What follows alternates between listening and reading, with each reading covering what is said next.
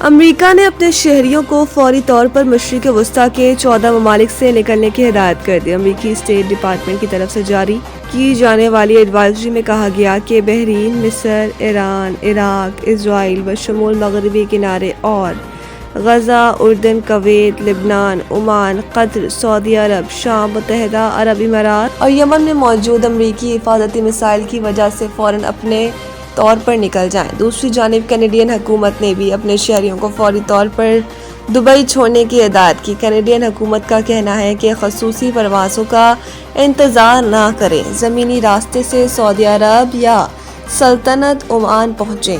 Canadian حکام نے کہا کہ کسی بھی وقت میزائل یا ڈرون حملے کا خدشہ ہے۔ سیکیورٹی صورتحال اچانک مزید بگڑ سکتی ہے۔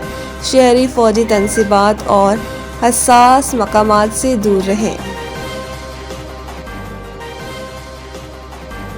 اسرائیل کے ایجنڈے میں صہیونی اثر و رسوخ کو پاکستان تک لانا ہے۔ وزیر دفاع خواجہ آصف نے کہا ہے کہ صہیونیت انسانیت کے لیے خطرہ ہے۔ فلسطین کی سرزمین پر اسرائیل کے قیام سے لے کر آج تک عالم اسلام پر جو بھی تباہی آئی، اس پر مسلط ہونے والی ہر جنگ میں صہیونی نظریہ اور ریاست کا بالواسطہ یا بلا واسطہ ہاتھ نظر آئے گا۔ سماجی رابطے کی ویب سائٹ پر خواجہ آصف کا کہنا تھا کہ صہیونیت نے ایک صدی سے دنیا کے معاشی نظام کو اپنے کنٹرول میں رکھا ہوا ہے۔ بڑی طاقتیں جوہری طاقت کے ہاتھوں یرغمال ہیں۔ اللہ کی مدد، ہماری مسلح افواج کی طاقت دنیا بھر میں معترف ہے کہ ہماری خود مختاری کی حفاظت ہے۔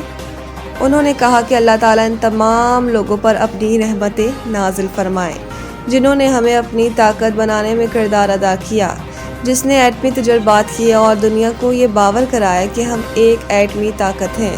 انہوں نے مزید کہا کہ معاہدے کے لیے ایران کی آمادگی کے باوجود ان پر جنگ مسلط کر دی گئی ہے اور اسرائیل کے ایجنڈے میں جو صہیونیوں کی طرف سے ترتیب دیا گیا ہے، اس میں اسرائیل کے اثر و رسوخ کو پاکستان کی سرحد تک لانا شامل ہے۔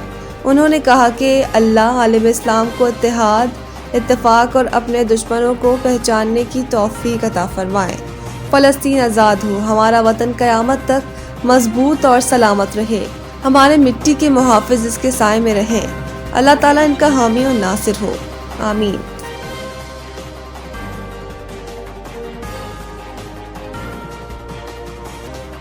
پاک فضائیہ کی کارروائی جلال آباد میں ایمونیشن ڈپو اور ڈرون سٹوریج تباہ۔ سیکیورٹی ذرائع کے مطابق پاک فضائیہ کی کارروائی میں جلال آباد میں ایمونیشن ڈپو اور ڈرون سٹوریج تباہ کر دیا گیا۔ افغان طالبان اور فتنۃ الخوارج کو بھاری نقصان کا سامنا ہے۔ سیکیورٹی فورسز افغان طالبان رجیم کی جارحیت کا منہ توڑ جواب دینے کے لیے پرعزم ہیں۔ واضح رہے کہ پاکستانی افواج کا آپریشن غصب للحق کامیابی سے جاری ہے۔ اب تک افغان طالبان رجیم کے 400 سے زائد کارندے ہلاک ہو چکے۔ افغانستان کے اندر 51 مقامات کو فضائی کارروائی میں بھی مؤثر طور پر نشانہ بنایا گیا۔ طالبان رجیم 630 سے زائد زخمی ہو چکے ہیں۔ پاک فوج کی جوابی کارروائی میں افغان طالبان کی 188 چیک پوسٹیں تباہ ہوئیں، جبکہ 31 چیک پوسٹوں پر قبضہ کر لیا گیا۔ افغان طالبان کے 188 ٹینک، بختر بند گاڑیاں اور توپ خانہ بھی تباہ کر دیا گیا۔ وزیر اطلاعات نے بتایا کہ پاکستان نے افغانستان کے اندر 51 مقامات کو فضائی کارروائی میں مؤثر طور پر نشانہ بنایا۔ آیت اللہ خامنہئی کو نشانہ بنانے کے لیے اسرائیل نے تہران کے ٹریفک کیمروں کو ہیک کیا۔ برطانوی اخبار کی رپورٹ فائنینشل ٹائمز کی رپورٹ میں آیت اللہ خامنہئی کو نشانہ بنانے کی اسرائیلی انٹیلی جنس مہم کی تفصیلات بتائی گئی ہے۔ رپورٹ کے مطابق اسرائیل کے منصوبے کے تحت تہران کے ٹریفک کیمرے ہیک گئے ہیں اور کئی سالوں تک ان کی ویڈیوز خفیہ طور پر طلبیہ منتقل ہوتی رہیں۔ رپورٹ کے مطابق پاستو اسٹریٹ پر محافظوں اور ڈرائیوروں کو نقل و حرکت مسلسل نگرانی میں رہی۔ مخصوص کیمرے سے کمپاؤنڈ کے اندرونی معاملات اور پارکنگ پوائنٹس کی نشاندہی کی گئی۔ فائنینشل ٹائمز کے مطابق الگورتھمز کے ذریعے سیکیورٹی اہلکاروں کی طرز زندگی، ان کے معمولات زندگی، گاڑی کھڑی کرنے کی جگہ اور کام کے راستے معلوم کیے گئے۔ رپورٹ کے مطابق اسرائیل اور CIA کو خامنہئی کی میٹنگ کے وقت اور شرکاء کی پیش کی اطلاع تھی۔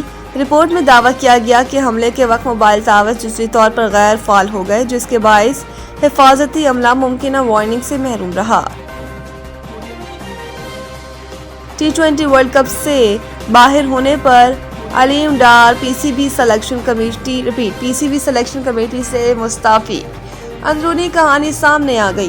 آئی سی سی T20 ورلڈ کپ میں سپر 4 مرحلے میں بدترین پرفارمنس کے بعد قومی ٹیم کے ایونٹ سے آؤٹ ہونے پر قومی سلیکشن کمیٹی کے رکن علیم ڈار نے مستعفی ہونے کا فیصلہ کیا۔